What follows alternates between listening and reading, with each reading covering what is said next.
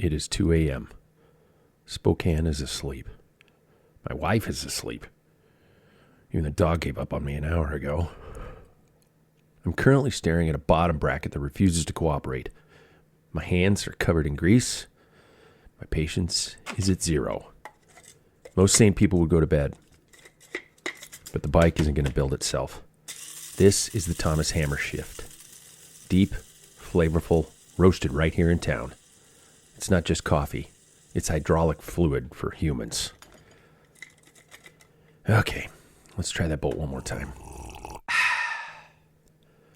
Thomas Hammer Coffee Roasters, the official fuel of the Packfiller Podcast. Get the Packfiller blend online or at the shop, because dream bikes aren't built on herbal tea. Registration for the 24 Hours of Riverside is now open. But before you sign up, the organizers would like to remind you exactly of what you are purchasing. Your entry fee guarantees you one numbered plate that you will zip tie to your bike crookedly, 12 hours of believing you are an athlete, followed by 12 hours of believing you are dying, and the exclusive opportunity to navigate Devil's Down descent in pitch black darkness using a battery that is running out of hope. By signing your waiver, you agree to the following terms. You will question your marriage at 3 a.m. You will tell your teammates you are feeling great when you actually want to weep. You will eat a cold hot dog at dawn and believe it is the finest meal ever prepared. We provide the dirt. You provide the suffering. The 24 Hours of Riverside. We built the course. You just have to survive it. Sign up today or stay at home and sleep like a sensible person. 24hoursofriverside.com. 24hoursofriverside.com. Could you say that on mic, please? No, please just step forward just a little bit. You look skinny. Thank you. Yeah. All right, now I'm in a good mood. Let's start the podcast. Text me. He texted you that? Yeah. He's working on his tile. Yeah. Oh. Jack is in town. He is? Mm-hmm. Why isn't he here? Great question. Yeah. Be here. Jack. Oh, the volume's low. Oh. He's making dinner, or he's got dinner plans or something. Oh, I'm sure he does. Yeah, a big old glass of bourbon. All right, you guys. Sam, you got a glass? I do. The opening poem requires a glass. Gentlemen, sorry, Paul. Raise a glass to Flanders, the classically aptly named friend whose life was full and always had a missed race excuse for Paul to lend. May his days be restful, joyful, and filled with extra helping of plays. For we all know that having a pet brings so many bests and one of the worst days. Yep. To Flanders the dog, gentlemen. Hip to Flanders. Had to throw that one out there. Sorry if I brought you down like my wife did before the beginning of the show. But yeah, here we go, gentlemen. 300 kilometers, 7 hours, and it came down exactly 4 centimeters. Welcome to episode 520 of the longest-standing podcast in the sport of cycling. This is the Packfiller Podcast. Think of us as a post-ride beer with several friends and one asshole. You got pointed at. Yeah. He's identifying it now. Yes. We're going to get into things, but first the introductions. Our prologue is now officially sponsored by Thomas Hammer Coffee. Big thanks to them. Gentlemen, what is the perfect pre-ride/race breakfast? Pre-ride/race breakfast. First and foremost, he is the hard man of the group, Mr. Paul Main. How are you, sir? Doing all right. I don't know if I deserve that title because I would. No, you're the closest thing we got to a Flandrian, dude. You're the closest thing. Because I should have rode today, but it was raining. I would have always. Well, that doesn't make you not a hard man. It makes you a smart man.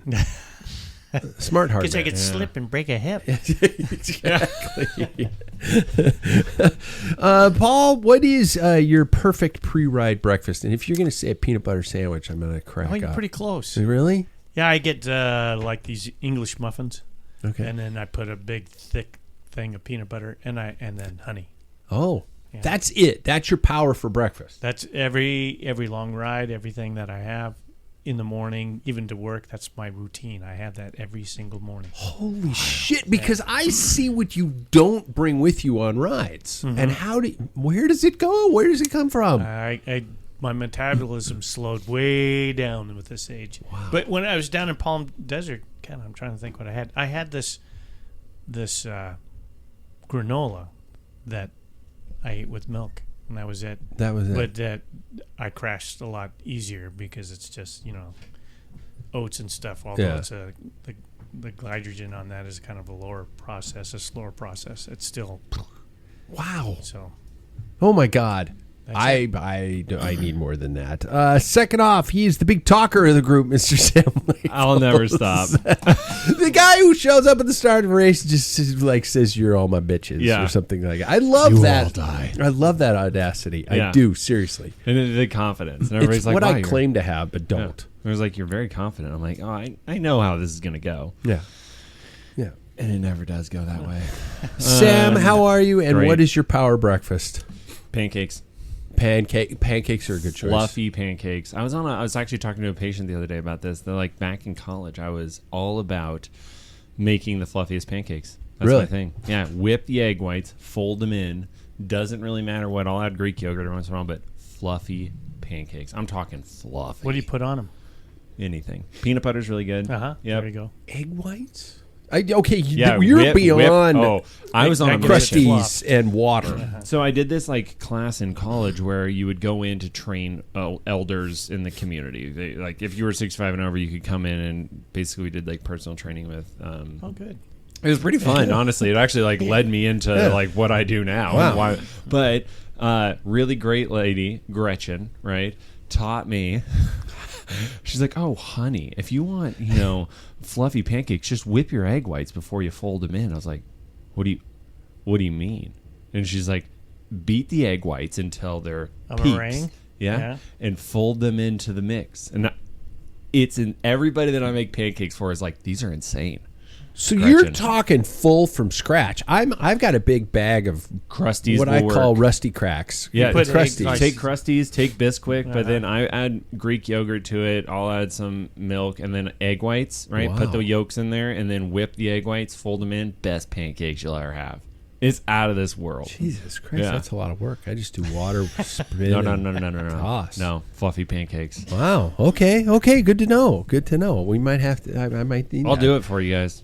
Third, he is the action speak louder than words man of the group, Mr. Jackson Bulger. How are you, man? Good, thanks. Yeah, my I was hoping you were going to just end it with good things because Well, I that would have mean- been the ultimate action speak louder than Yeah. words. I Let's didn't get to really- business. Come on. Yeah, No niceties. my breakfast is kind of depends on what we have around the house. It'll typically be like I really like the Kodiak oatmeal, Yeah. extra protein, but then I also really like hard-boiled eggs, just Yeah. two of them. But I'll do them together if it's a big day, or just one or the other. Yeah. There we go. Me, I am the M&M of the group. I'm tough on the outside, but soft on the inside. Well, Oh, it's great. Take that as you will. Mine, actually, I just discovered it recently through this silly, goofy diet stuff.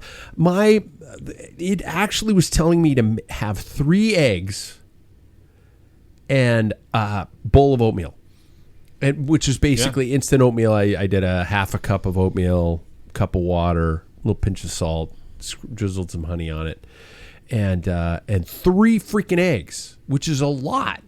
Scrambled. What I usually do is just crack them in the pan. If they stay solid, I try to flip them. If they never do, so I just like go fuck it, and then I scramble them up right there, and I'm just like good, we're good, yeah, Edible. let's eat that, yeah. And holy shit, it's power. It is power. It keeps me going. I'm gonna try it again this weekend. More of that to come.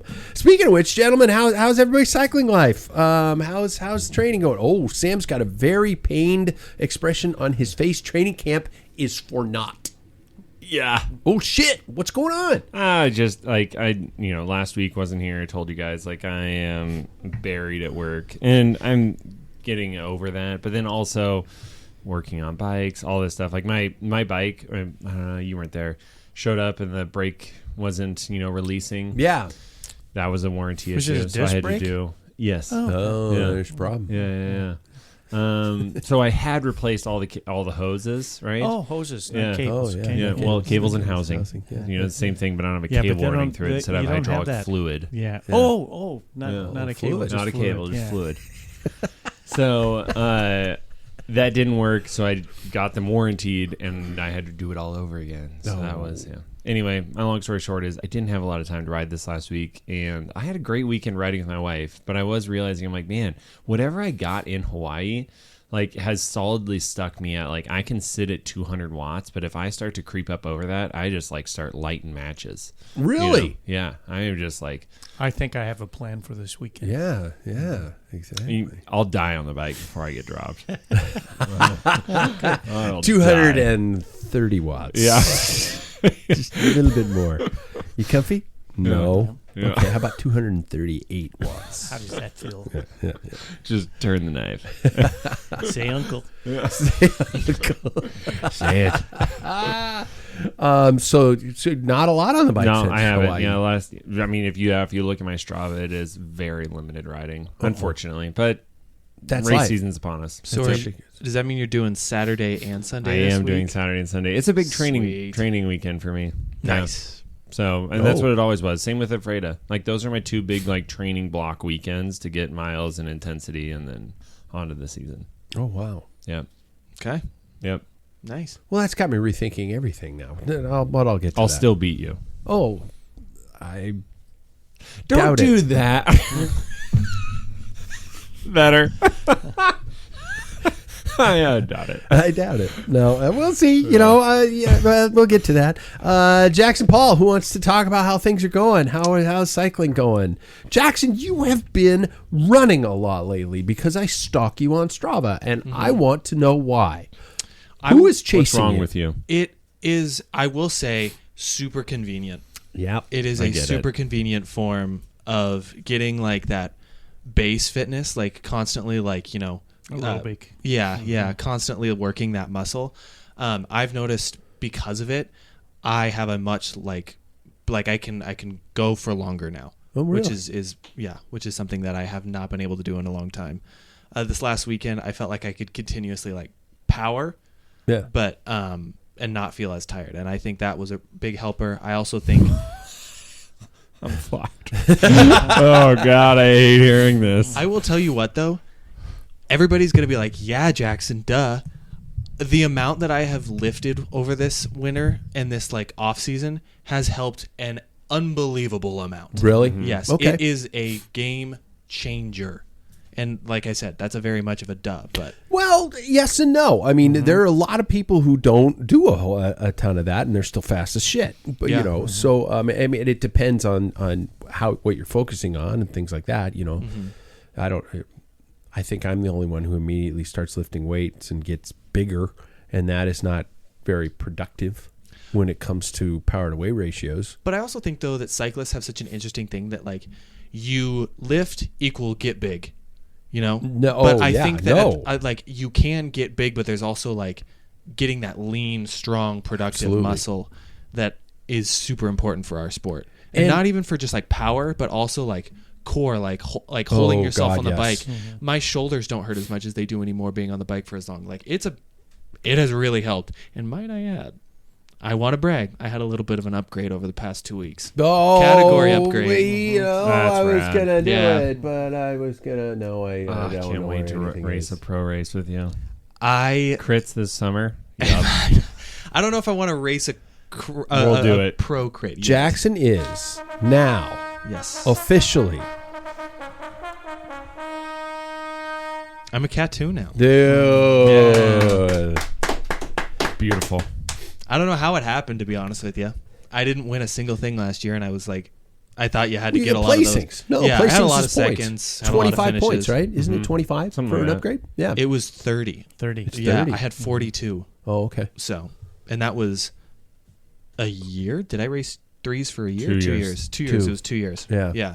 So, My first year, Pretty you got exciting. a couple big wins. yeah. Yeah. Yeah. So I think you got a lot of points there, too. I think so. Damn. But Paul- that's exciting. Paul has a cycling life. It's doing all right. Yeah? Yeah. Eh. It's kind of hard. It's kind of hard to come back to this weather as opposed Yeah. to when it's warm. Fuck, tell me about It it. sucks. We do It need sucks. moisture, guys. We do need moisture. Yeah, I'm not but complaining, totally. but you know that's where you said the hard man. It's like, I don't want to. But I was thinking of you this morning because, like, I still have Trainer Road, and I was like, Tuesdays and Thursdays are my day to ride. I'm done. I call it. I'm Yeah, done. I can't do it do the anymore. I'm indoor. out. I'm Really? I'm so done with Yeah. it. Yeah, I'm going to probably, I still don't start till 10 a.m. on those days. I'm going to start riding in the morning for an hour or so. Just outside. I cannot do it indoors anymore. It sucks. I'm losing my mind. Mm-hmm. Do you guys find a dip, though, when you can't focus specifically on a workout like the intricacies that you can do indoors, though? Yep. I do. I don't think But so. I don't care. Really? Are you talking like fitness dip? Well, yeah, in terms of performance, because when you get on a trainer, especially with smart trainers and especially with all these apps, you've got very specific warm-ups. You've got very concentrated intervals you can you focus upon, as opposed to I get here, I leave, I have 4 stop signs, 3 stoplights. I got to go down a hill to get to this area. It's 15, 20, maybe even more minutes to get to where you want to do the workout. You do the workout, you come back, oh shit, I ran out of time, or something happened, or things like that. I know, especially in our old school days, you went out and okay, I know this climb, I'm going to go do this climb on repeats and stuff like that. But you got to admit the details that you're able to get indoors is a lot more exact. Oh yeah. I agree with you. But is it just a fuck it? I'm just going to do it. Yeah, I think that I will burn myself out. I think I'm already riding a very fine line of burning out before the season even starts, just for motivation. Really? Yeah, just because it's I haven't really been able to ride the last couple of weeks and coming off of a high of Hawaii. Yeah. And it's so I'm like, you know what? I need to ride outside. That's the only thing that's keeping me going. That's why I like to ride too. So I'm done. Yeah, I had a conversation with a guy, Trek Mike. Oh yeah, down at Palm Desert, and he's extremely strong. He's a big boy. He's taller than even you, Sam. But that guy can get in the front end motor. But we were talking about training programs and stuff, and it's because he used to never look at his watch, but now on training rides he does, and he kind of gauges oh, I better back off, that type of thing. I said, I understand if he doesn't race anymore. He used to race. And I said, races, you don't get to say, hey, hang on, guys. I did my 20-minute. Yeah. So for when we go bash heads on the weekend and stuff, to me, that's where the proof in the pudding. I want to perform in a race. I don't care about what my numbers are, that type of thing. Mm-hmm. And I think you can only, personally, I think for me, because not just the watts that I have to crank out, finding a position, but also the mental part of it. I mean, I feel like, and when I'm in the trainer, because your level this is your target, you don't push beyond that. You're just I just got to hold this. Oh, yeah. In a bike race, you don't have an option. You don't. You got to push it. And, like you, Sam, you had your biggest, what was it, 5-minute or 20-minute? Because you couldn't figure out your bottom bracket, some mechanic. Anyway, so, but you would have never done that if you just watched watts. And so I think sometimes when you do indoor training, I know I do, is that you just kind of hold back because you're just doing the bare minimum, because that's my target, as opposed to in a race. There's my target is the guy in front, and I got to get around him or bridge that gap. Yeah. So. And I will admit that there is also, I'm sure we can all agree, there is a power adjustment between being inside and being outside. Huge. The first of all, the cooling factor. Being inside, when your body temperatures are up higher, you're not going to hit the same numbers as you do outside. It just, you can't do it if you're soaked in sweat and your body can't cool, so your heart rate's going to naturally go up, and you're not going to hit those higher numbers as you would when you're outside. And I would even argue that you're on a stagnant bike. Yeah. Oh my God. So that's going to alter how you actually. I mean, think about when you jump on a bike, in a sprint in real life. Yeah. You're tossing that bike back and forth, and where a sprint on a trainer, you're just kind of rigid, and it has to be different. Has to be. You look like a monkey humping a railing. Yeah, exactly. I don't know why that popped into my head. That's my visual. I'm going with it. Speaking of which, personally, I would like to say I got in about 12 hours of training last week. God. 9 of which were Friday, Saturday, and Sunday. Nice. Which was good. Yeah. Friday, we did close to 4. Saturday, you mean? I mean, Saturday, we did close to 4. Yeah. And then Sunday, I went out for 3 more on the gravel bike. Really slow. Not fast on Sunday. It was zone 2 maybe through and through. Yeah, zone 2 through. It was, it was feeling good. I got home and I actually had to text Jackson later that evening and say, was that a hard ride for you? I'm just wondering. Were you guys just being nice and letting me play? Was it hard for you? Yeah, okay. Yeah. There were some moments that I felt like, why am I coming around? Why am I pulling through? Mm-hmm. Because these guys are, this is still the demon in the back of my head, going, you shouldn't be here. You suck, get away from here, bitch, and stuff like that. And so I was just going, okay, well, I'll come around. I'll come through. And I keep thinking the demon in my head is going, they're laughing at you behind you while they're just sitting and coasting, and I'm just going, fuck, go faster. But I did feel good that whole ride. Mm-hmm. I mean, I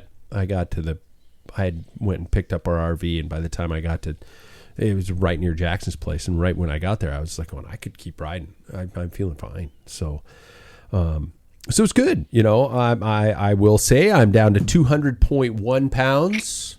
The objective is 198. I'm hoping with a good bowel movement tomorrow morning, I will be at 199. I got some music. Yeah, exactly. Let's just clean her out, man. Yeah. Hemorrhoids be damned, and let's see if we can get down there. And that's paying attention to what I'm eating, and it's, not enjoying the things I love, like beer and bread and pasta. I would kill a man for a bowl of pasta right now. I had some risotto last night. It was so good. Fuck you. I want some so bad. But that's rice. Yeah. Big. Yeah. So, how do you guys test your fitness? Speaking of which, do you just wait and go out and see if you get your teeth kicked in, or is there a specific, here I've been talking so much about this FTP number because I'm trying to gauge something in terms of where the normal average, line of riders would be at you enter a field in your own age group, the average FTP is right about here. I'm trying to hit that and find a way to hit that, but like you were saying earlier, Paul, it doesn't matter what your numbers are when it comes to it. So do you guys do any testing, or is it just like or do you just look at Strava and say I'm hitting the numbers I hit last year, let's dance?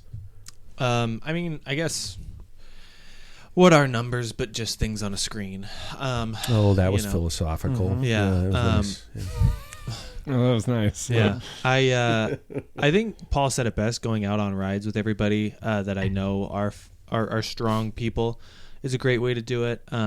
Things like this last weekend was a really great way to do it, especially in things that you don't really train for during the wintertime, stuff like that. There are little things on Strava. You see the little fitness thing. I watched an Alexei Vermeulen video, speaking of which, and he talked about how his graphs look, his quote-unquote fitness graphs look. Yeah. And how he does this like steady climb. He does with like peaks, and then there's flats and peaks and flats. And like some of his peaks like go up really far and then they flatten out. But every time it moves up. Yeah, every time you see like the number from last year is a little bit lower than the number from this year. And so, you hope to see things like that. Yeah. Mm-hmm.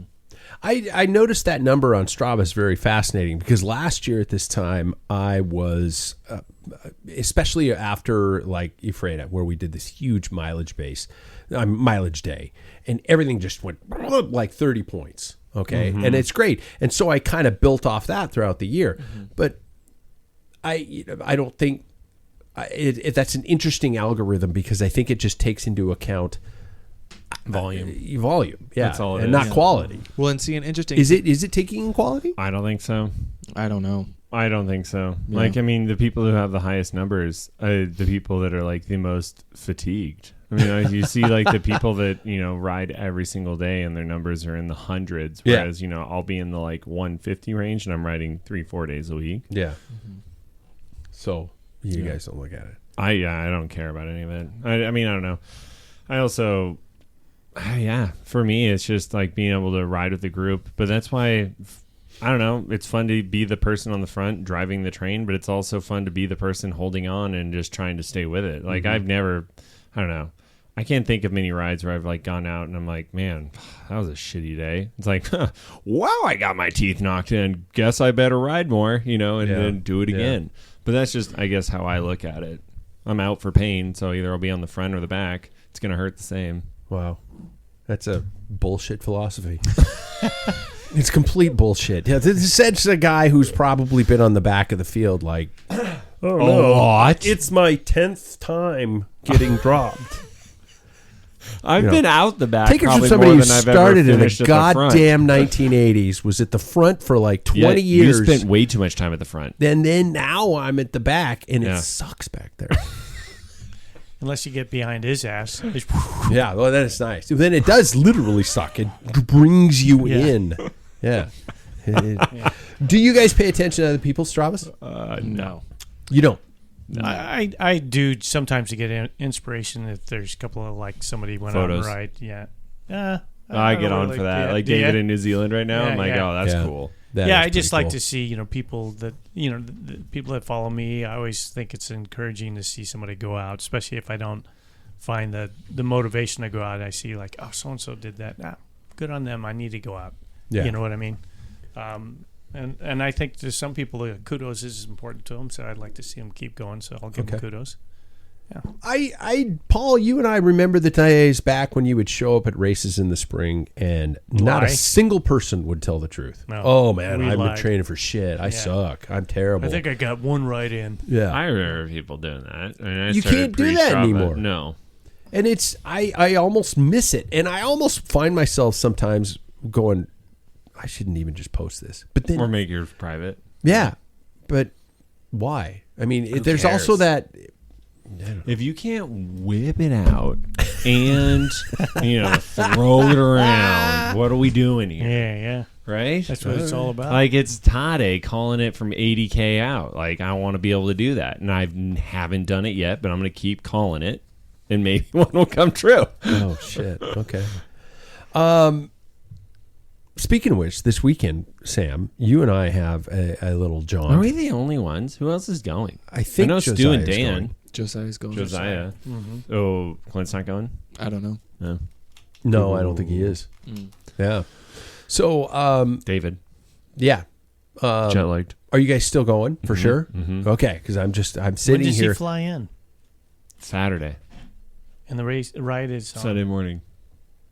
Yeah, we got to leave. He'll be a day. He's literally screwed. I know. He's gonna literally be asleep in the car, and I'm gonna slap him and be like, "Wake up! It's race time." He's racing his midnight. Yeah.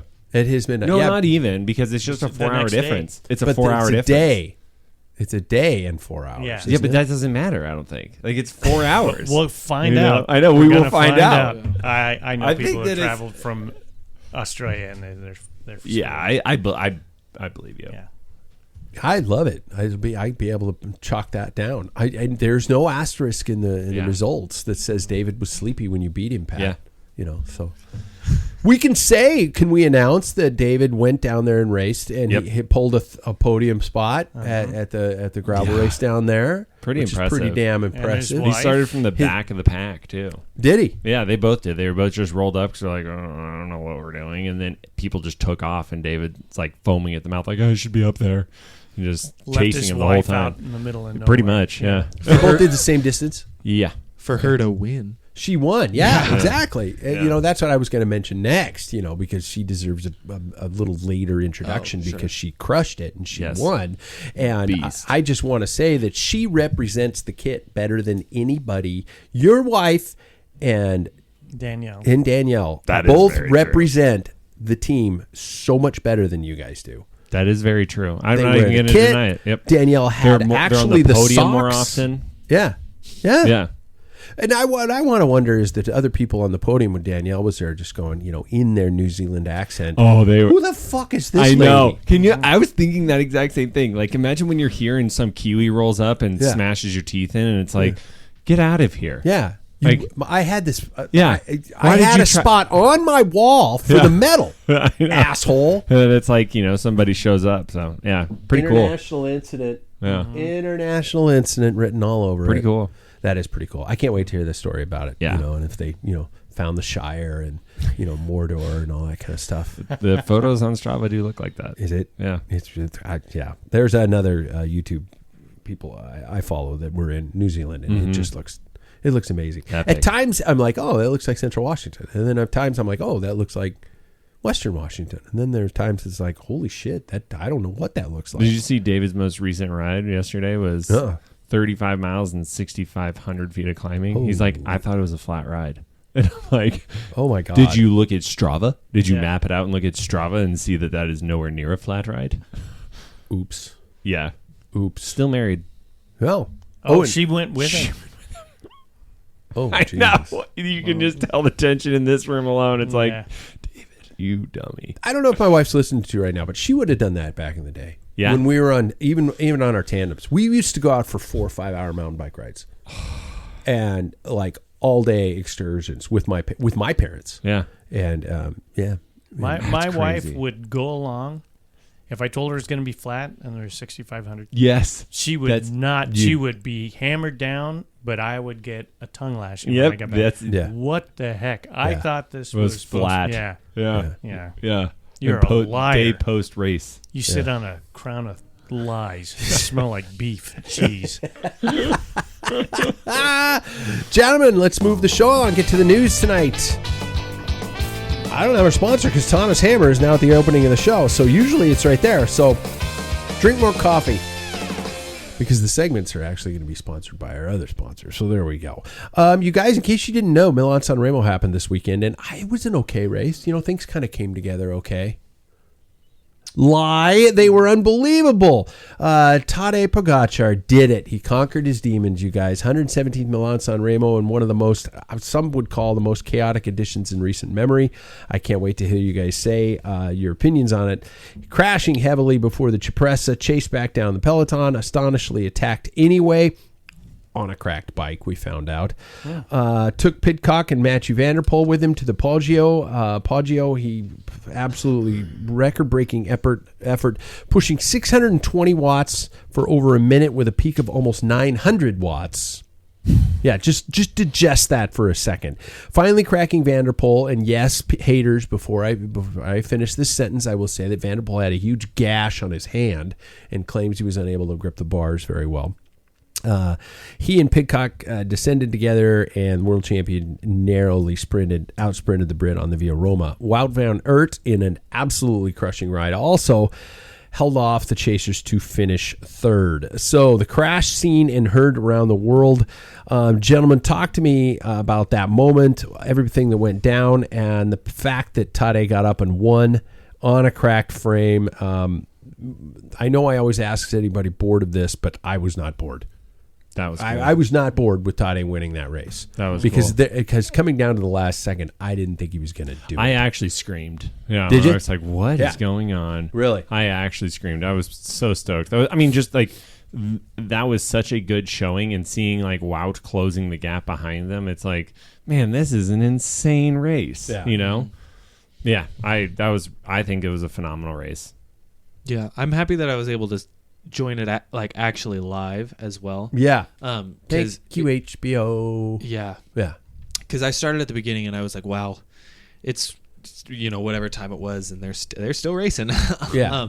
But when the crash happened, I got a little nervous. But for some reason, with how racing goes anymore, I'm not really that worried anymore about Tadej not being able to get back to the race. But what a team, by the way. I was just about to say. Oh, sorry. No.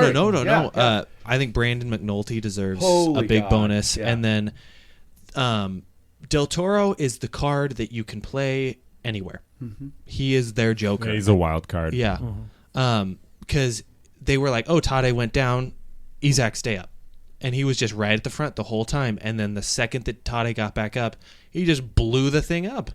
And it was crazy seeing that team come together and do that. And then I will say this was probably Pidcock's best race I've ever seen him race on the road before. That was really impressive. And I think Pidcock he was so deserves, close to falling off at the end. The Poggio, he was just he was right on that edge. Yeah. Like if it went on for another probably 20 seconds, I think he would have cracked. Like you could tell at the top. So? At the top, he was just like his teeth were gritting, and he was just like, on his limit. Yeah. It was pretty cool. Yeah. Did you hear his comment afterwards? Yeah. He just said that actually Tadej Would do 30-second surges. and that's just like cyclocross stuff. Mhm. So that served him up. Had he continued on, he said they probably wouldn't be able to hang on. Yep.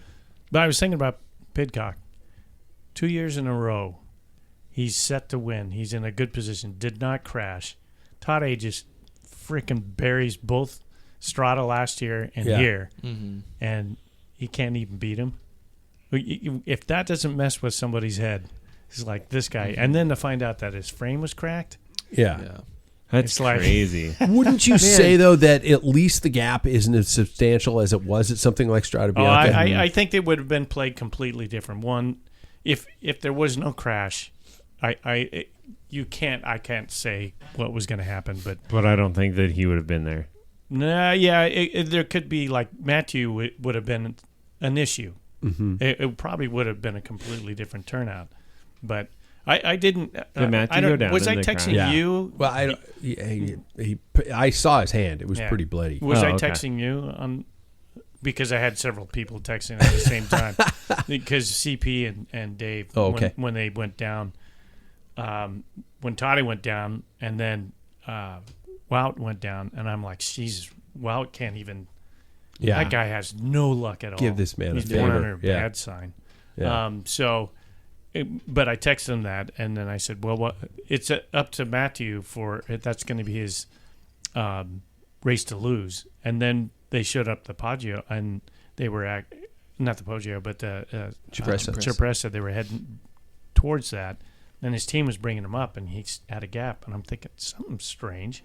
And I looked, and he has a little tear on his shorts, and then he has a mark on his arm. I did not see his hand. I said, I think he went down. Yeah. Mm-hmm. And, it must be CP and Dave. And I said, I'm sure he's gone down.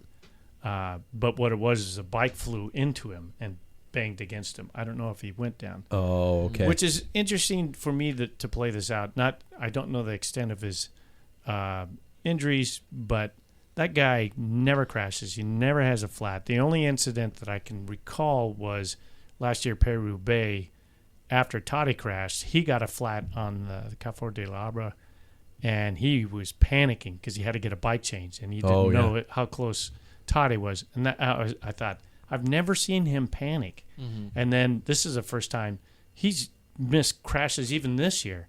It's like, how did he get around that? Yeah, going through the so I don't know the extent of his his injuries, but Toddy looked a little more banged up.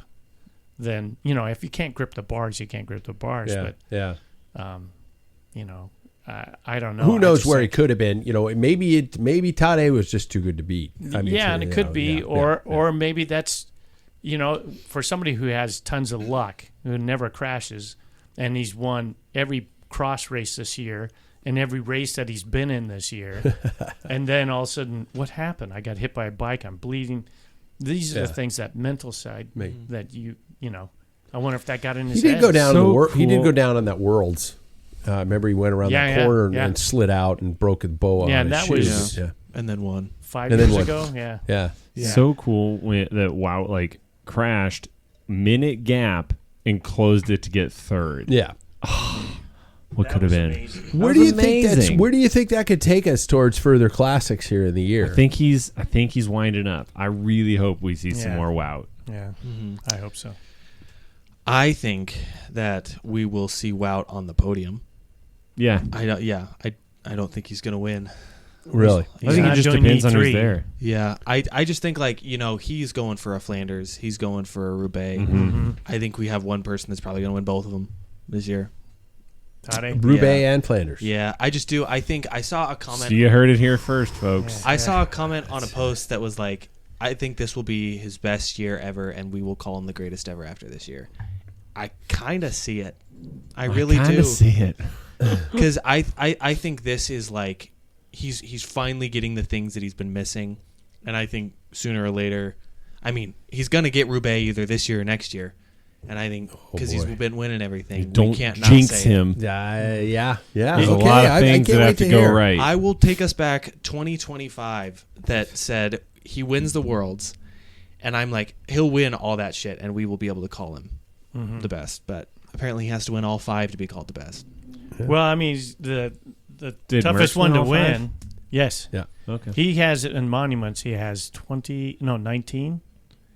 Roger de Vlaeminck has 11, and he's tied with Tadej. So Tadej will be second place to.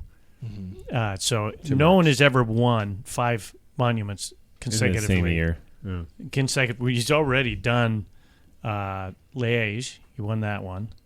Then he won Lombardia. Yeah.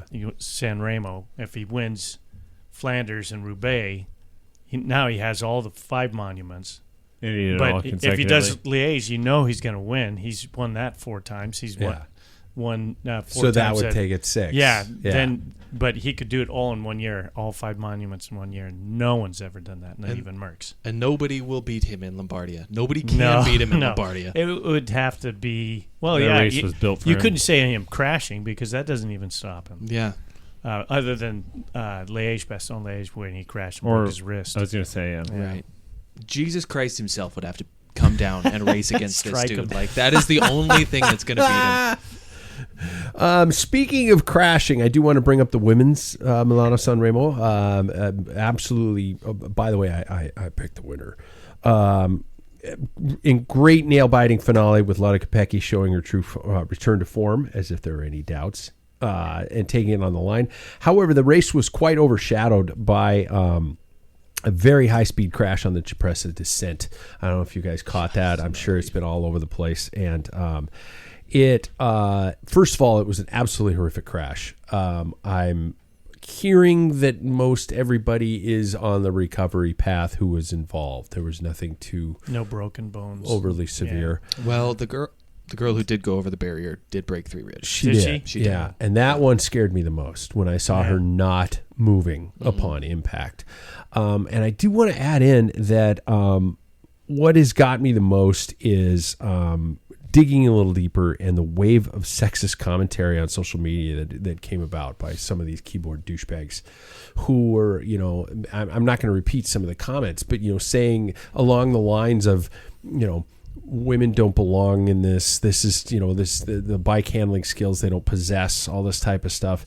And I truly, my closing tonight is going to be, my segment is going to be about some of these types of people because as this year, especially with our social media presence growing, I'm getting quite a bit more of it. And it just gets me to the point where I remember, once again, back in the day where the only way anybody could critique you is if they were faster than you. Or if they had an opinion about you, they would yell at you from the side of the road. And nobody did that to us at the amateur level. I just can't get the difference between when men crash, it's thought of as heroic and on the edge. But when women crash, the comments turn into a gender debate. I mean, I don't know if you guys have anything you want to add in on this, but how do we finally kill this hypocrisy? You're not going to. You're not. No. The people are idiots that if they're sexist, they're not going to change their mind. Yeah. Not anything, in my opinion, anything you're going to say or do, you just don't listen to them. Don't listen to them. You just shut it down. Yeah. Because you're just adding fuel to the fire, in my opinion. Listen, these women are fantastic bike riders, fantastic bike handlers, and if somebody's going to use that, saying, "Oh, women, they can't handle the bike," or whatever, sexist thing. You know what? Yeah, I promise you could probably not stay on the wheel. And it's like if you're a Cat 1 here, you're gonna get dropped by these people. Yeah, they're gonna destroy your ass. And in my opinion, and this probably isn't favorable, they race differently than the guys do. They have different tactics, sure. and everything. Well, they turn the wheels over and hit the cranks, and they hit on the bars, but. Their tactics are different. Everything there's nothing wrong with that. They don't have to be like the men. This is women racing bikes, and we got to get into that. This is their style. This is the way they do things, and it's fun to watch. There's some talent in there. It doesn't have to. Why is the man has to be the scale of what women's cycling is? It isn't. No. They are writing history right now. They like Milan-San Remo. Yeah. This is their history, the history that men fortunately had for over 100 years. We're watching history being made by these women. Yeah. So sit back and enjoy it. And shut your mouth. Agreed. I don't have anything to add to that. That was damn good. Everyone watches women's sports. No, that was damn good. Speaking of which, we do have the little mini classic of E3 Saxo E3 Saxo Classic this weekend. No, Friday. Is it Friday? Friday. It is Friday this year. The mini tour of Flanders, they call it, the E3 Saxo, marking the true start of a beautiful time of the year. The Flemish the campaign. Mathieu van der Poel is lining up apparently as overwhelming favorite. Notably, Wout van Aert is also starting from what I hear. Is he? No, I have here he's resting. No. As is Tadej Pogačar. Visma will look to Christophe Laporte to lead the change over the Paderberg and the Ode Quermont. Really going to beat Mathieu. Can't wait for that to go down. Paul, give us a little bit of a background to this one in terms of what it is and compares to some of the other Flandrian Well, this one started in 1958, and E3 it used to be Herbeke was the town it started. It went to Antwerp and then back to Herbeke. But E3 is the European highway system, and in Belgium now it's the E17. It raced kind of along that way. So anyway, that's how that name got it. It doesn't have a great history when it comes to promotional posters. So speaking of sexism. Oh, they've done some horribly sexist posters. Yeah. Not so much anymore. But nevertheless, outside of that, a lot of guys like it. It's not long. I think it's 200 and maybe 5-6 kilometers or so. I don't know. I don't quote me on that. But a lot of the same hills that you see at Flanders, they'll do the Paderberg and then the Quermont as opposed to the Quermont Paderberg. The Kreuzberg. I mean, there's all these famous climbs that they do, but in a different order. And so, there's a lot more fresh legs towards the end, so it's very exciting to watch. It's one of my favorite races. Tom Bonen has won it 5 times. He had 4 in a row. That's the record. Oh, wow. And then, let's see, Wout has 2, and Mathieu has 2, so he's going for his 3rd. And I think, who else has 3? Fabian Cancellara has 3. So, I mean, if you look down the list, they're who's who won this race. Even Geraint Thomas once. Legend. Yeah. He says it's the best classic ever because he won it. Yeah. Was this the one that Biniam Girmay won, or is that Omloop? That is... that was Omloop? No. He won. Gent-Wevelgem. Oh, yeah. Gent-Wevelgem. That's what it was. Yep. Right. Is it just me, or is this time of year so beautiful that you're not paying much attention to Volta Catalunya? Yeah, I'd rather do the classics. The stage race. If I got to pay attention to a 5-day stage race, that's a bad thing going on. Oh, no. Really? Yeah. When was the last time you were like, shit? Well, I got to say, I watched stage 1 of it. And the whole thing or highlights? I do highlights on that. I only caught YouTube's like 18 minutes coverage of it. That's all I do. So, but to see Remco Evenepoel sprinting for a stage 1 victory is not normally what you would see in a 1-week stage race. So it was kind of nice to see. And Jonas Vingegaard seems like he is definitely firing on all cylinders this year, especially after his showing in Nice. Jonas is doing Giro, right? Yes. That's confirmed. Is he? Okay. I believe so. Jackson just confirmed it. And Jackson confirmed that Tadej's going to win everything, too. So it's true. It's true. So it's true. Okay, tell me I'm wrong. No, I'm not. Tell me I'm wrong. I'm not. That was not meant in a facetious manner. No, I know. But you said it like it kind of was. No, I did not. You're reading into me. This dude's jacked up on creatine over here. So I am not overly sensitive. We both are, so don't even. I am on it. Yeah, exactly. I'm on so much shit. I said this in the last show. You guys ever heard of a COQ10? No. Marie called it CoQ10. CoQ10, yeah. She knew what it was. Did she? Yeah, she knew. She knows everything. Does she? Yeah. She does. Is she saying like your dad's gonna like grow hair out of his eyeballs? No, she was just curious as to what she was just like curious as to like what the reason was. It's but she found out. Yeah. Some of the issues with it's a penis enlargement. It is. Mm-hmm. It is. Yeah. I'm tired of. But your nuts get the size of a raisin. I'm tired of. You know what they say? I had a self-deprecating joke, and you guys kept shutting me up. Stepping on your line. Yeah. You know when you trim the bushes, you can see the trees better. The tree looks taller when you trim the bush. Right. Have you tried that instead of drugs? No. Okay. I'm just tired of my wife laughing when I come out of the shower. Well, that's wow. Did you take a cold one? She's looking out. She's looking out the window for the postman, like my dog is. She's so excited. So nobody's paying attention to any of that kind of stuff. So what? How do you, with Wout van Aert out? And by the way, whatever happened to just racing into fitness? Where these guys are like, oh no, I'm going to go do another little training camp here. I'm going to go do training camp here. I'm going to do training camp here. I'm going to do training camp over here. No, God, they're not even over 30 yet, are they? Yeah, they are. Some are in 30s. Racing the entire season isn't a thing anymore. How old's Wout? He's 31 or 30 or 31. Okay. Mm-hmm. He's over 30. Same with Matthew. See? Mm-hmm. Is there any way that you're going to be able to control that other than apparently hit him in the hand with a bike? Yeah, that's got to. Matthew. Matthew? Control Matthew? Yeah. With this weekend? Yeah. No, there's no way. So last year he did solo break. Was it last year? Yeah, it was solo break. The year before God, I can't remember who it was. There was one year it got down. It was 2023. It was Wout, Matthew, and Tadej, and Wout punched them all in the sprint and won. That was his last one. So, what was the one that Nelson Powless won this last year?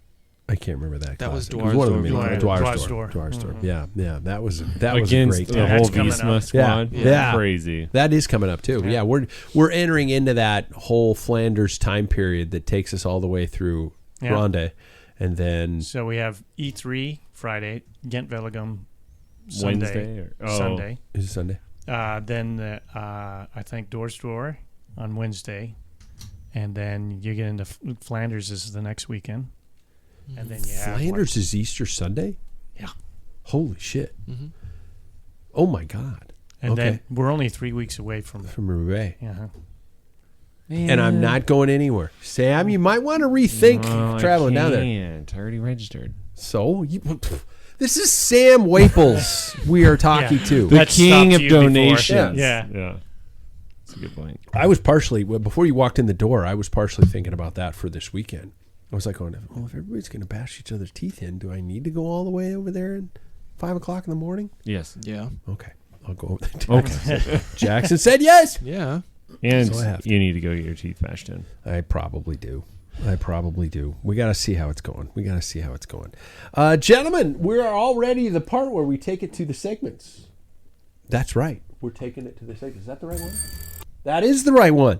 Our segments tonight, brought to us by our friends at Big Barn Brewing out of beautiful Green Bluff, Washington. There are some rides, and the Spokane Lilac Century is actually starting and finishing there, I think, this year. Might have to just go poach that ride because of Big Barn Brewing. Beautiful stuff, great beers, and all kinds of wonderful things they've got. Bodacious berries. They always got all kinds of offerings out there that you can pick, harvest. Everything going on out there. Great people, great place. Be sure and try them out. We've got 3 of their beers on tap, and we could not be happier. So, gentlemen, we're starting with, where is it? I always do this every time. You think I would organize the things a little bit? suspense. I know it. It's right next to the one I just hit. We're going Changing Times with Paul Maine. And he intentionally did this to me earlier today by titling this week's show, I Get Knocked Down, But I Get Up Again. You're never going to turn me down. He drinks a whiskey drink. He drinks a lager drink. He drinks a cider drink. He takes a hit off a ball. Piss in the night away. Yeah, exactly. Chumbawamba. Holy shit. Yeah. Why do I keep that in my long-term memory? I could remember, like... They're Scottish. Are they? I think they are. All right. Paul, what do you got for us with I Get Knocked Down, but I Get Up Again? It was Tadej's deal where he just seems to bounce there. We kind of touched it a little bit. Like, he just got back up and made sure his wheels were turning and hopped on. That people, say, well, he's just a talent that can just ride people off the wheel. What he did was, to push back. He said at that moment when he got up, he thought, well, I can take a shortcut back to the finish line. But he saw his teammates and then he just clicked it on. But I think there's a lot of people that don't. They start licking their wounds. And again, I can't say how bad Matthew's situation, but by just the torn jersey and everything and being where he's at, I mean, I thought Tadej was done.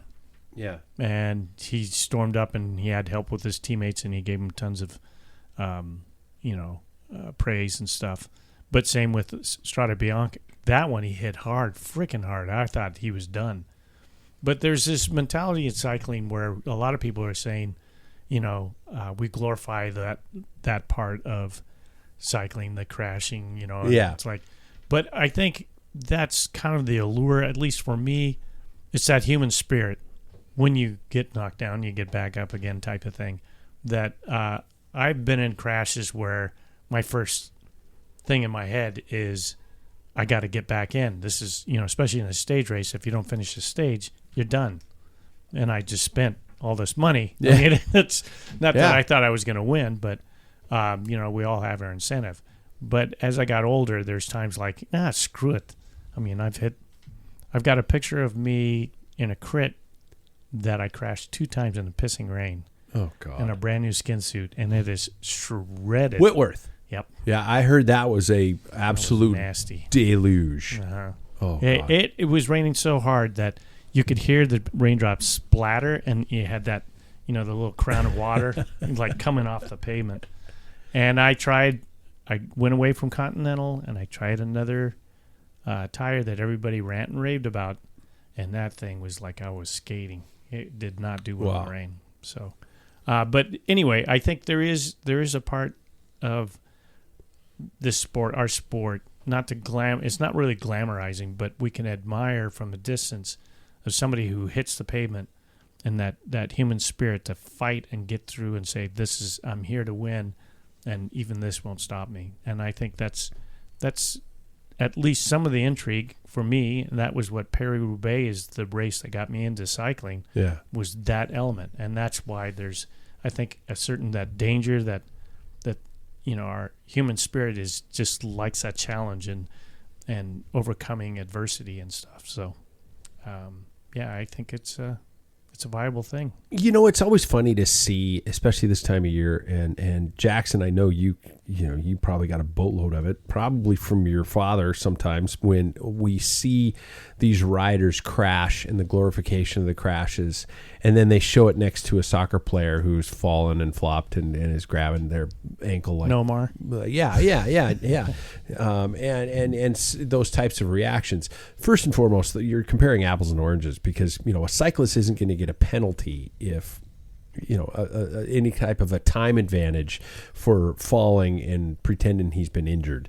So that I've always thought that was a bullshit reference, but it's not necessarily glorifying the crash or glorifying the riding with the injury. What is it? I mean, is it the shock of the holy shit? I think it's what Paul said. It's like, to see somebody persevere. It's like, wow, they just went through that and they're continuing. It's pretty cool. And then win. Yeah. On top of that. Yeah, crazy. Shredded jersey. Mm-hmm. And then you also get the naysayers who are saying, they could be seriously injured. You're getting them back on their bike before checking and things like that. And I agree with that, especially when it comes to head injuries. Yep. But in that split of the moment, I mean, we have a long way to go with some of this stuff, because they can't diagnose some of this stuff immediately on the side of the road while these things are happening. Did that always piss you off about the soccer thing, didn't it? What? The comparison of the flopping in soccer versus the glory of riding into a barbed wire fence. I think that it didn't really bother me, because there are some players out there that just take it a little too far and kind of ruin the image of soccer. But also I do think that there is a difference between like human spirit and like not caring about your well-being. Yeah. There's like, if the person who flew over the edge on the Milan-San Remo during the women's race were to get up and go, I don't think anybody'd be like, you go, girl. Yeah. I think they'd be like, somebody needs to stop her. God, Yeah. I think that it all has a spectrum, right? That crash is going to be in my dreams, nightmares for a long time. Did you ever see the very first? It was Lombardia, Evenepoel. that he did. Over the bridge. Yeah. That was a bad Splatted. crash. That was bad. And he went far. Mm-hmm. Yes, he broke did. his hip, did he not? Yeah, he broke his pelvis, I thought. Or Yeah. And I also agree with, I can't recall which commentator it is, always says something along the lines like, okay, we've seen the crash, don't show it anymore. They don't have control. The commentators don't have control over what's being shown on our screens, and they're like, we don't need to see this anymore. We've seen it once. The riders are up. We're going to give you the information. Oh, nope, they're going to show it again, because we live in a culture where if it bleeds, it leads. And so, a lot of those, you've got that fascination. I mean, you hear of NASCAR people who love to watch the crashes in NASCAR or something. Well, what else? They're just in a toilet bowl going. Yeah. That's what you're waiting for. What's the old story? You got the radio communications between the NASCAR driver and the coaching team. It's like, okay, you're going to turn left here in a second. Okay, you're going to turn left. Turn left. Okay, I'm turning left. Okay, now keep going. Okay, you're going to turn left now. Okay, I'm turning left. They just keep repeating it Help over me, and Tom over Cruise. I'm on fire. I'm on fire. Help me, Oprah Winfrey. Who are we to judge? A lot of people are going to say watching a 300 kilometers bike race on a Sunday is pretty stupid waste of your time. Fair. And let's be honest, it was pretty freaking slow for a long time. Did you want? It wasn't slow. No, it was. Yeah, the they was averaged fast. almost 45 kilometers an hour. So if you put that, it's like 27 miles an hour for 300 That's kilometers. insane. It is nice getting up around 7:30ish and going, oh my God, they still have 150K. Yeah. As opposed to Roubaix, where it's like, if I'm not down here 5:30 with the TV on at 5:30, everybody. Paul's knocking on your door. Yeah, exactly. You kicked it in. Yeah, exactly. Sorry, I'm here. Window broke. Yeah. Sam, I don't know what you got for us tonight, but I'm sure it's always interesting. Fit tips with Bike Fit Sam from Ambassador Cycling. Be sure to check them out at ambassadorcycling.com. Yeah. All right. So my segment is on the orthopedic benefits of shorter crank lengths, because obviously we've talked about the aerodynamic advantages and all of that.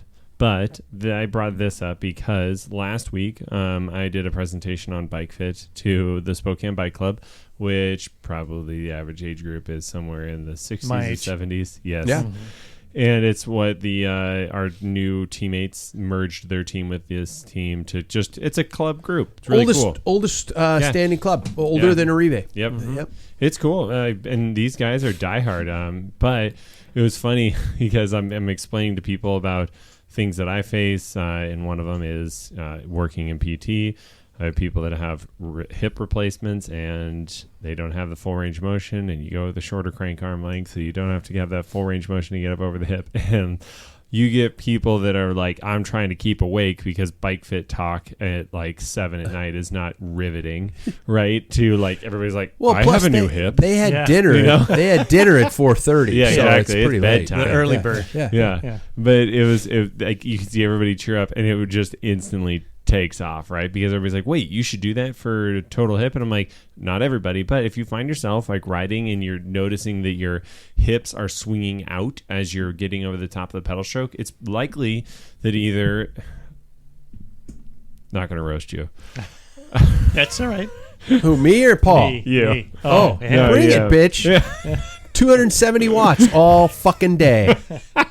I was just going to make a bad joke. I'm riding both days now. Yeah, I know, right? Oh, clearing the stomach. Yeah. Oh, okay. Oh, yeah. That's coming. That episode is in the editing bay as we speak. So, but okay, jokes aside, it's more times than not. It has to do with a hip impingement at the top of it, where you don't have enough hip flexion to get over the pedal stroke. So how your hip does that, it mechanically rotates out, right? So it looks like your knee is dropping out to clear that. I seriously thought it was belly clearance. Yeah, no, it's not. I'm just giving you a hard time. But it's likely hip impingement. So I would say if you are experiencing that, then shorter crank arm lengths, and it's significant shorter crank arm lengths. Like if you're running 175, it's like 160s, or 165, because you have to go that much to get enough of an angle to clear that.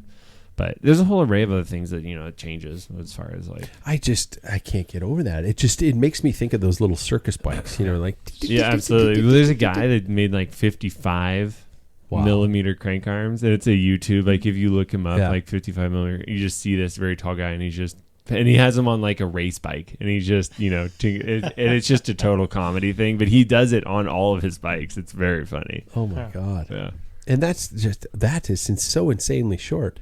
Yeah, 160 is crazy short. Like to think of being on 160s, I'm like, wow, that's wild. I wouldn't want to do it, but I like the torque that I have at the longer crank arms. Yeah, and it's so interesting also because being with the sport for so long, there was a time period where the longer crank arms, the bigger of a badass you were. Well, you could produce way more power at a quicker rate, right? Yeah. So if you're a sprinter, to accelerate, longer crank arms are better. That's why like the local guy that cleans up a lot has longer crank arms and has a bigger chainring Jackson's size. right there.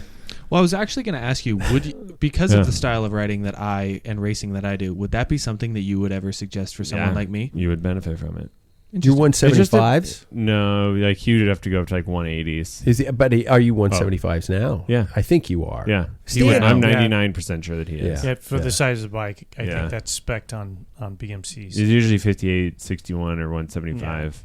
Yeah. Interesting. It's just you're gonna be able to produce a lot more power a lot quicker. And so it makes way more sense. But then you have people like Tadej that can, like the guy is still he would blow any of us out of the water with a sprint, and he has short crank arms, but he has a huge pie plate of so there's just those two balance out. I rode longer cranks because I ride lower RPMs. Mm-hmm. I always did that. I had a mountain bike with 180s on it. You know how many rocks? That's insane. You know how many rocks you hit with 180 crank arms? Did you have 180s on your road bike too? No, I Okay. did not. I had 175s and I wanted 180s, but I never bought them. Never pulled the trigger. Just because I'm comfortable riding at like 65 RPMs. Yeah. Things come and go because it was standard on all bikes. If you bought a bike, was 170, and then 172 fives for if you're 5'10", go 172 fives or 175s depending on your inseam. That was back in the 80s, and then I know a couple of guys had 177.5s. Are there? and Do they 180s. still make 177.5s? Well, Campy used to back then. So some guys ran 177.5s, but then in crits, you're striking your pedals. pedal. Yeah. Yep. So- But see, that's why, back to your question, Jackson, is it's hard to say because I do view you as a very well-rounded cyclist. I know you tip towards sprinting because you like to do that as well, but I think you would lose a lot of other benefits you would have from a 175 and push you into a category of really being a sprinter if you went to a longer crank arm, right? Mm-hmm. So I would say I wouldn't change it, but that's probably that 1% difference of that guy has up on you for sprinting. So you got to overcome that in a different way. Mm-hmm. I don't know, but I'm gearing. Yeah. Yeah. Are you always on our Twilight series? Are you sprinting maxed out in your 11 or almost guaranteed? Probably, yeah. Really? Yeah. Yeah, so I would say maybe just bigger front chainring, maybe or something like that. That would be a good way to go. What's your RPMs? I'm pretty much around mid 70s. And the sprint? Oh, in the sprint, I don't know. Yeah, that would be the I'd thing guess that you'd have to 90s. look at. Yeah. To be spun out in a 53, you have probably a 52, I think. 52.11. I think you might have a 53. You would have to be hitting 40. 40 miles an hour? Yeah. Over Yeah. 40 is where you're going to be peaking out. Let's on deep dive on this next. Well, next yeah, podcast. no, it's Jackson's Jackson's. Some people are probably glossing over the eyes, but it's this interesting. rabbit hole you can go down with all this kind of stuff. Do you, and again, do you have cadence on yours? Mm-hmm. Check it out on that last sprint that you said you hit your highest. Your see high if you wattage. can find highest your. wattage. Because that was not even close to spun out Yeah. when I did that. Yeah. So it may not be gearing. It's just a matter of more RPMs. Yeah. Which I then you would lean towards if it's not just the jump, this is a shorter crank. Cause I think with those when I get weights, over the top. you're going to see a difference from this year. I think Yeah, I think Just so too. because you've got that explosive power now, a little bit more in your hips and thighs and Yeah. buns and thighs, stuff like that. I think so. Mhm. Team.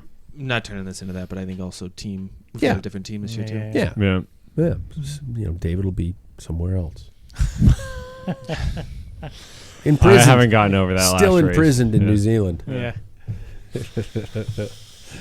We can only hope, right? Yeah, we can only hope. Let's keep switching gears with the cool down with Jackson. I assumed you had one. I think you did. Yeah, you did. You texted me. You said it. I read it.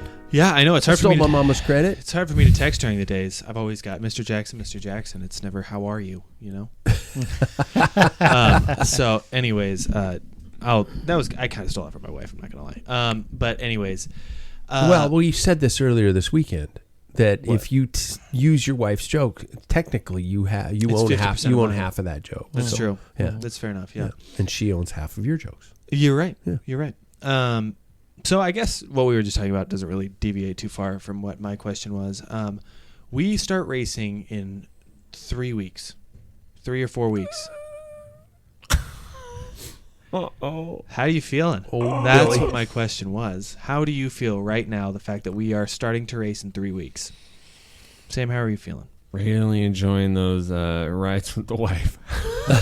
I was like thinking this weekend when we were out riding, I was like, man, it's just really hard. I don't know what it is. It's just hard to get into it this year. I'm really enjoying just riding my bike. Like There's the thought zero of wrong racing. with that, but the thought of racing just doesn't really get me going right now. And maybe it will when racing takes off, but I'm just enjoying riding. I love riding. Like we went out on 2 rides this weekend. It was fun when we did even get that windy ride. That was a good time. So I'm excited for more riding. I bet you this weekend will kind of kick it in. Yeah, it might. Because 2 days, the first day is going to be fast. The second day is going to be an actual race. Ass whooping. Yeah. Yeah. I want to beat David. It's kind of getting you now, isn't it? It is. See? I want to beat him. You know how you handle David. Jet-lagged. You know how you handle David. Say go chase those guys. No, you cut the hamstring tendon right behind his So when he ankle. goes back, He'll his weight replacement goes back. He'll give up the game. He'll be sliced. He'll quit. He'll quit the game. Walk away. Nobody gets that reference. Nobody. That's a Caddyshack reference. Smales. I'll tell you what to do, Smales.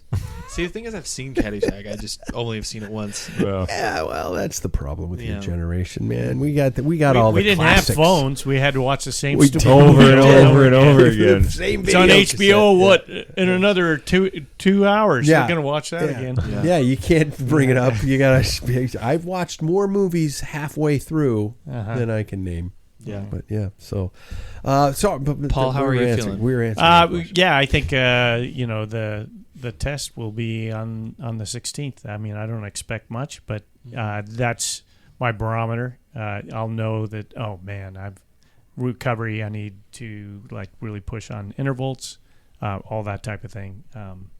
Your dad and I are just gonna hang on for dear life on the A's, and just try and get speed. I know I don't have speed right now. It's not there, but how much of I've lost because I'm an old fart, but. And it'll never come back, but that's fine.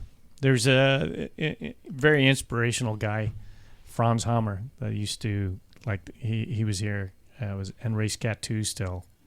I don't know. He was in the 60s. Long time ago. Yeah. He looked like Fastio Coppi. He just all hunched over. He'd be in the back, and people would be getting popped, but he was in the back. Yeah. But he never won a race, but he got his speed, and he was fast. He was very good. So, yeah. What up, AI? Yeah, how are you doing? And denial ain't just a river in Egypt. And delusion is also a word that I might be heavily dosed in. But all of this, this experiment has actually done some very interesting things to me. Number one, it has given me 1,000% motivation to train. I mean, when 3 days, I got 9 hours in. I'm doing strength training. I'm doing interval rides indoors. I'm really paying attention to my diet, and I've got this training camp coming up, which is 5 days, and I'm gonna do one of my workouts is actually doing the old Lewiston grade 3 times in one day. And I'm trying to get my numbers to where I'm just ready to see if there's an opportunity to not relive but reclaim a little bit of where I once was, and so I'm really motivated for that. And I'm looking at races not with the glimmer of fear or dread for the first time in a long time. So, that could all come crashing down in 4 or 5 days, and how I personally choose to handle it is the delusion is going to be broken, but I'm way farther than I have been at this point in time, probably since your birth. So it's been a long time. So I am looking forward to racing. I am looking forward to seeing what's possible. And so, Paul, you've been saying it for years, let's just go. Let's go to the next one. Mm-hmm. Let's go to the next one. Let's just see what happens. And, I've lived with this personal chip. I've lived with my personality on this show where I use self-deprecation as a bit for this show. And sometimes that self-deprecation seeps in. And I've got to remember that sorry, it is a bit for the show. And I've got to shove that away and put on a different hat when I get on the bike. So that was a very long answer, but I'm excited actually I'm excited for Bloom I never would have attended this race 2 years ago. No fucking way. It's too much to worry about. I don't want to deal with that negative energy. This year I'm like, let's see what happens. Let's dance. So yeah, I'm looking forward to it. Yeah. That's great. That's cool. Yeah. Well, I'm excited. I'm excited this year. I think it's going to be a good year full of different types of opportunities, different types of racing, and I can't really wait to see what it brings. It's so cool to see, Paul and I are trying to maintain. It's so cool to witness people who are still going a year faster and a year faster and a year faster. It's addicting to be a part of and to see that, so I don't know where I'm going with that, but it's cool. Well, we live vicariously through that. that. We do. Yeah. When you guys are, on that podium, I'm really happy to go get a table at the pub. We just got a really cool squad this year. It's cool. We've got young guys, old guys. It's just a very fun mix of everybody. It's fun that we all go out and ride together. Yeah, absolutely. You know what? And that's what it's kind of funny, this discussion with this AI tool that I'm using and stuff like that. There have been a lot of chinks in the armor, by the way. It is starting to forget some of the initial stuff because if you build, it loses track of the initial things. It's got dementia? Well, kind of, yeah. It can only handle so much data. But some of the things that I remember entering into it was, yes, these races are my objectives, but one of my biggest objectives is doing what we did last Saturday, and that group ride where everybody's just going absolutely insane and trying to hold on, or trying to, as Sam would say, fuck shit up. And I love that. I love that. And that is one of the main reasons, Sam, why you said, I'm racing maybe, I just love going out and riding. Mm-hmm. That still is my number one draw. Mm-hmm. Paul, I know you're a racer. Mm-hmm. You're a racer until you're underground. Mm-hmm. But I those group rides are some of the best days of my life. Yeah, so much like fun. I've said, finding this group here is what's brought me back into cycling, because I was definitely after the competitive racing was done for me. Yeah, I was done. I was burnt out, and I kind of stepped away from bikes. I took a long period of just not riding and getting back into a group where it's we just enjoy having fun and beating the shit out of each other. It's fun. It's great. That's why we do it. Yeah. That's why a lot of people do it. I think it's not. That's hence why the racing numbers are down. Yeah. Thanks, Jackson. That was a good one. I like that. I always like your segments.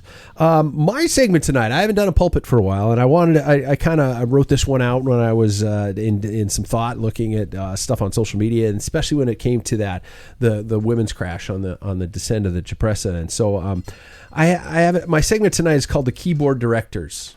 Gentlemen, I need to address a very specific demographic that has infested our sport. I'm talking about, of course, the keyboard directors. We saw it this weekend after the Cipressa. World Tour professionals, men and women who have dedicated their entire genetic existence to pushing the limits of physics, hit the deck at 50 miles an hour on a descent that is essentially a wet noodle draped over a cliff. And within 30 seconds, some douchebag named AeroBob87 with a private profile and an avatar of his cat is in the comments sections typing, "Terrible line, she grabbed too much front brake." Bob, you panic brake when a squirrel makes eye contact with you on the Centennial Trail. The only thing you've taken to the absolute limit is the structural integrity of your office chair. It is a disease. We see it in racing, we see it in the media, and people who have never pinned on a number, never built a brand, and never created a single piece of original content, sitting behind a screen, critiquing the audio mixing of a free podcast or the descending skills of a world champion. Here's my Packfiller reality check. The internet gave everyone a microphone, but it forgot to remind you that your voice actually has to be earned. If your FTP is lower than your resting heart rate, you do not get to critique Tadej Pogačar's tactics.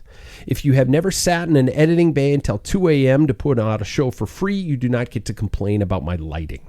The next time you feel the urge to leave a snarky comment about a racer crashing or a creator building something, step away from the keyboard, go out to the garage, and stare at your dusty top tube until the feeling passes.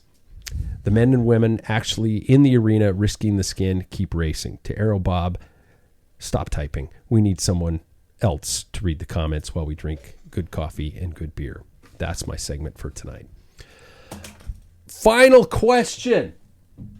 Sorry, did I sound like I was bitchy? That was brilliant. Okay. I loved it. All right, you sure? So real. I don't want to be too much of a dick, but fuck those people. Yeah. Outro time, gentlemen. First and foremost, thanks to our friends at Thomas Hammer Big Barn Brewing. Let's keep the rubber side down until next week. Get out and ride when the weather gets good. Gentlemen, our final cave for tonight is... Things have changed since I last asked this question, so what would be your walkout song or your psych-up song before a crit? What's the song you're going to play in your headphones or you would want playing as you roll up to the start line? Who wants to go first? I'll go first. Sam's I'm the go Man first. by Aloe Black. It's the same Look one. it up. Yeah. I think it's the exact same one you said last time. Yeah. Well, no, either that or Win. Oh, yeah. Yeah. Yeah. Either one of those. Okay. Ain't No Love in Oklahoma by Luke Combs. I'm telling you what. That, Really? That, yes. Is it rednecky. Is it the? No, it's not rednecky. Is it the? No, if you find it, Is it? you'll love it. Is right. it the tempo or is it what he's singing? It's both. Okay. It's sweet. Okay. Yeah. Okay. Paul. Drowning Pool. Let the bodies hit the floor. Let the bodies hit the floor. Mine, I always go to my friends, the Foo Fighters, and mine is Monkey Wrench. I don't think it has anything to do with anything, but it's the tempo and the driving beat. It's that power pop punk that I freaking love. Makes me crazy. I love rad. it. I just want to go. But I don't think I could at a long race, though. Like this weekend, I'm not going to start with that. No. You got to finish with that. Yeah. Right? Yeah. Don't you think? Yeah. Okay. Sam, you going to go race to win this weekend, or are you going to just race to hold on? Yeah. All right. As always. See you at the podium, bitch. Yeah. Thanks, you guys. Thank you. Thanks.